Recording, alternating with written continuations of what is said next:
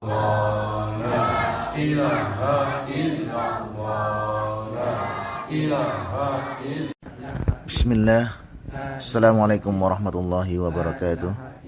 Innal hamdalillah nahmadu wa nasta'inu wa nastaghfiruh wa na'udzu billahi min shururi anfusina wa min sayyiati a'malina. May yahdihillahu fala mudilla lahu wa may yudlil fala hadiya lahu. Asyhadu an la ilaha illallah wahdahu la syarika lah wa asyhadu anna Muhammadan abduhu wa rasuluh. Amma ba'd. Ma'asyiral muslimin rahimakumullah. Di pertemuan kali ini kita akan membahas tentang tahlilan yang sering dilakukan oleh masyarakat Indonesia. Adakah dalilnya? Karena kalau merupakan ibadah harus bersandar pada dalil, sebagaimana hadis dari Ibunda Aisyah radhiyallahu anhu. Rasulullah sallallahu alaihi wasallam bersabda, "Man ahdatsa fi amrina haza man laisa minhu fahuwa rad." Barang siapa membuat suatu perkara baru dalam urusan kami ini, maksudnya urusan agama, yang tidak ada asalnya, maka perkara tersebut tertolak. Hadis riwayat Bukhari dan Muslim. Ma'asyiral muslimin, sebagian ada yang mengaku mempunyai dalil berdasarkan atsar tabi'in. Mari kita simak pendapat Ustadz Abdul Somad berikut ini. 7 hari, 40 hari, buat kenduri, bagi makanan, kirim doa. Tidak dilakukan Nabi. Tidak dilakukan Abu Bakar, Umar, Utsman, Ali, sahabat Nabi. Tapi ada dalam fatwa tabi'in, namanya Imam Atha. Kata Imam Atha, ulama dari kalangan tabi'in, orang yang meninggal dunia, maka dia diuji di kuburnya selama 7 sampai 40 hari, maka dianjurkan bersedekah dan berkirim doa. Namun pendapat beliau ini dibantah baik secara langsung maupun tidak langsung oleh beberapa ustadz. Berikut bantahan langsung Ustadz Daswan yang menjelaskan secara terperinci bahwa ada 4 alasan asar tabi'in ini ditolak. Mari kita simak dengan seksama. Ustadz Abdul Somad bahwa asal usul tahlilan itu memang bukan dari Nabi, bukan dari sahabat, tetapi dari seorang tabi'in katanya yang bernama Imam Atha. Itu apakah benar seperti itu ya Ustadz? Tolong dijelaskan, sebab ini penting bagi kami.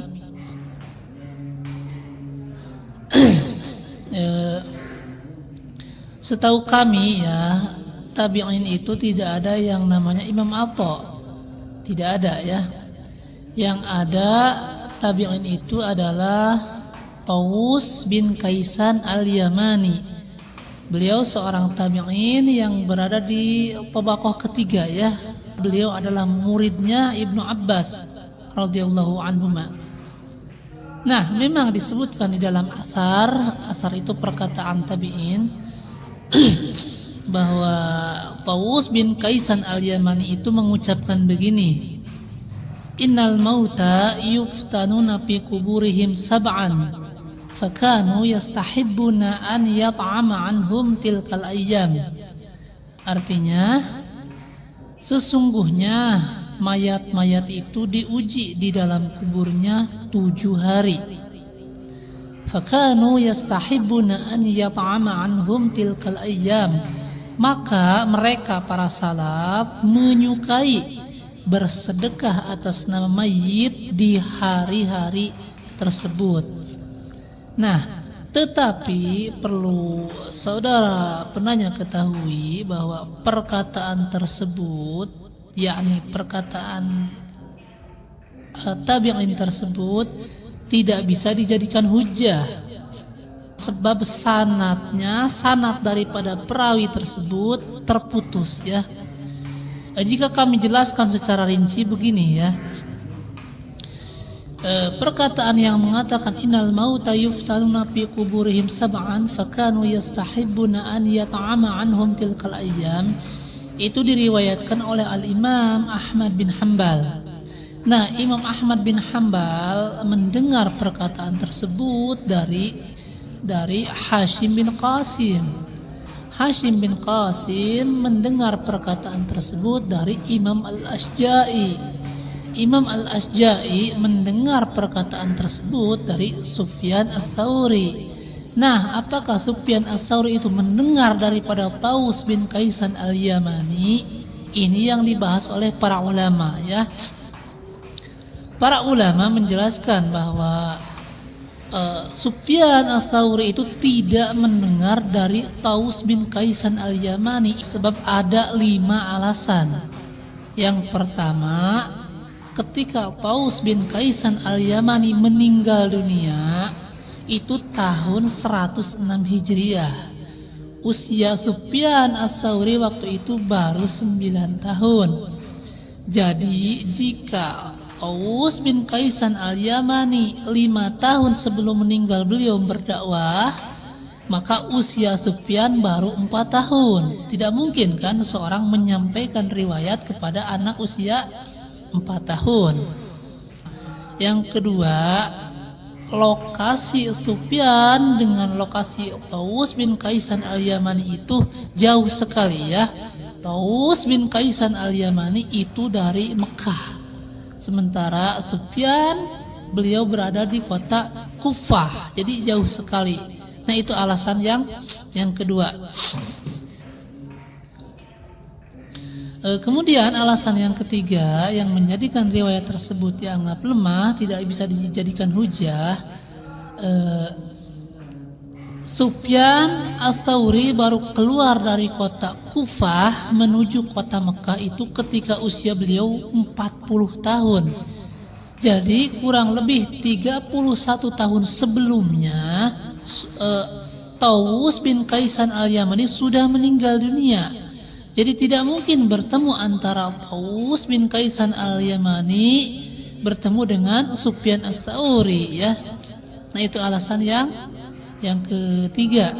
Kemudian alasan yang keempat, di antara murid-murid Taus bin Kaisan Al-Yamani tak satu pun ada nama Sufyan Ats-Tsauri, ya.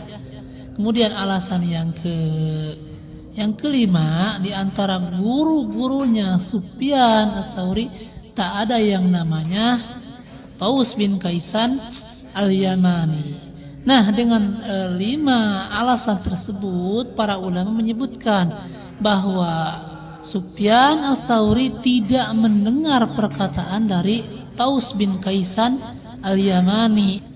Kemudian yang kedua, perkataan tabi'in itu tidak bisa dijadikan hujah. Beda dengan perkataan sahabat. Kalau perkataan sahabat kan masuknya ke marfu, tetapi kalau perkataan tabi'in masuknya ke mursal. Saya rasa orang yang belajar ilmu hadis paham masalah ini, ya. Jadi jika kita bahas masalah ini pun sebagian orang tidak akan paham. Jadi singkatnya, yang kedua, riwayat tersebut tidak bisa dijadikan hujah. Kemudian yang ketiga, riwayat tersebut itu bertentangan dengan asar sahabat, dengan perkataannya sahabat. Jarir bin Abdullah beliau mengatakan, kunna na'uddul ijtima' 'inda ahli al-mayyit wa sani'atu ta'am ba'da dafnihi minan niyaha. Kata Jarir bin Abdullah, kami para sahabat hidup di zaman Nabi, ya. Kami para sahabat menganggap atau memandang bahwa kumpul-kumpul di keluarga mayit dan membuat makanan, perhatikan ini, dan membuat makanan setelah dikuburkannya mayit itu bagian daripada meratapi mayit, ya. Jadi kata Jarir bin Abdullah, membuat makanan itu katanya sama dengan meratapi mayit, ya. Jadi tidak mungkin seorang tabi'in memerintahkan membuat makanan sementara sahabat sendiri melarang membuat makanan di keluarga mayit, ya. Kemudian yang keempat, bertentangan dengan ijma' ulama. Kalau kita buka kitab-kitab para ulama tentang hukum membuat makanan untuk anggaplah untuk yang tahlil, itu ada yang mengatakan haram, ada yang mengatakan bid'ah yang munkar, ada yang mengatakan bid'ah yang makruh. Kalau di dalam kitab I'anatul Talibin jelas disebutkan membuat makanan untuk yang tahlil itu hukumnya bid'ah yang munkar. Itu bisa dilihat di kitab I'anatul Talibin juz kedua ya, kami juga ada kitabnya. Di sana disebutkan ma yaf'aluhu an-nasu minal ijtima' 'inda ahli al-mayyit wa sun'i ta'am minal bid'il munkarah. Adapun kebiasaan masyarakat berupa kumpul-kumpul di keluarga mayit dan membuat makanan untuk yang tahlil ya, hukumnya minal bid'il munkarah, itu hukumnya bid'ah yang munkar ya. Kemudian di dalam riwayat yang lain juga di dalam Al-Bajjaj disebutkan wa yukrahu ittikhadhu ta'am fil yaumil awwali wasalisi wa ba'dal isbu', dan dibenci membuat makanan di hari pertama, hari ketiga dan setelah hari ke-7 ya, hari ke-40, hari ke-100. Nah, jadi perkataan Al-Ustadz Abdul Somad ini yang membawakan hujah tabi'in tersebut dibantah dengan 4 hal ya. Yang pertama tadi riwayat atau asar tabi'in tadi perawinya terputus ya, antara Sufyan kepada Taus bin Kaisan al-Yamani. Kemudian yang kedua, perkataan tabi'in itu tidak bisa dijadikan hujah, beda dengan perkataan sahabat. Kalau perkataan sahabat masuknya ke marfu ya, tapi tabi'in tidak, masuknya ke mursal. Kemudian yang ketiga, bertentangan dengan kesepakatan para sahabat yang mengatakan bahwa kumpul-kumpul di keluarga mayit kemudian membuat makanan di sana itu bagian daripada meratap ya. Yang keempat, para ulama mengatakan di dalam kitab-kitabnya bahwa membuat makanan untuk yang tahlil itu ada yang mengatakan bid'ah yang munkar, ada yang mengatakan bid'ah yang makruh, bahkan ada yang mengatakan haram jika yang meninggal mempunyai ahli waris anak kecil. Ini sudah dibahas oleh kami di dalam video beberapa bulan yang lalu ya. Nah, jadi kurang lebih seperti itu mengenai tanggapan kami terhadap hujah yang dibawakan oleh Al-Ustadz Abdul Somad tentang asal-usul pembuatan makanan untuk yang tahlil ya. Allahu a'lam bishawab. Itulah penjelasan yang sangat gamblang dan sangat mudah dipahami oleh Ustadz Dasman Hafizallah. Berikut mari kita simak penjelasan Ustadz dari kalangan Muhammadiyah, yaitu Ustadz Mujiman Hafizallahu Ta'ala. Terima kasih. Ini ada pertanyaan, bagaimana hukum tahlilan menurut 4 madhab. Ini harus disamakan dulu persepsi tentang tahlil. Kalau yang dimaksud tahlil itu adalah ucapan la ilaha illallah, maka ini adalah termasuk lafaz yang agung. Cabang keimanan yang paling tinggi adalah mengucap la ilaha illallah.